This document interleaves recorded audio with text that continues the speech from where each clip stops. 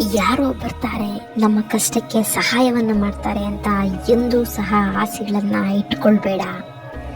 ಎಲ್ಲರಿಗೂ ಅವರವರ ಕಷ್ಟವೇ ಹೆಚ್ಚು. ಇಲ್ಲಿ ಯಾರದೂ ತಪ್ಪಿಲ್ಲ.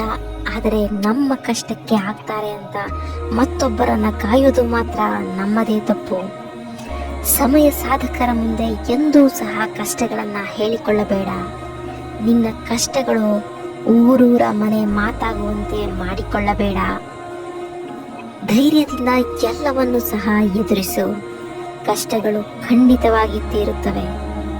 ತೀರದಿದ್ದರೂ ನೀ ಪಟ್ಟ ಪ್ರಯತ್ನಕ್ಕೆ ಯಾವುದಾದರೂ ಒಂದು ದಾರಿಯಾದರೂ ಸಿಕ್ಕೇ ಸಿಗುತ್ತದೆ. ಸಂಬಂಧಿಕರನ್ನ ಸಂತೋಷಕ್ಕೆ ಮಾತ್ರ ಕರಿ, ಸಂಕಟ ಹೇಳಿಕೊಳ್ಳಲು ಅಲ್ಲ. ಸಂಕಟ ಹೇಳಿಕೊಳ್ಳಲು ನಿನ್ನೊಳಗಿನ ಆತ್ಮಶಕ್ತಿಯನ್ನು ಮಾತ್ರ ಹೊರಗೆ ಕರಿ. ಅದೊಂದೇ ನಿನ್ನ ಕಷ್ಟಗಳನ್ನು ಪರಿಹಾರ ಮಾಡಿ ನಿನ್ನನ್ನು ಬಲಿಷ್ಠ ಮಾಡಲು ಸಾಧ್ಯ. ಅರ್ಥವಾದರೆ ಬದಲಾಗ್ತೀಯ. ಯಾರ ಕಾಲಿಗೂ ಬೀಳದಂತೆ ತಲೆ ಎತ್ತಿ ಬದುಕುತ್ತೀಯ. ನೆನಪಿರಲಿ, ಇದು ನಿನ್ನ ಜೀವನ ಮಾತ್ರ.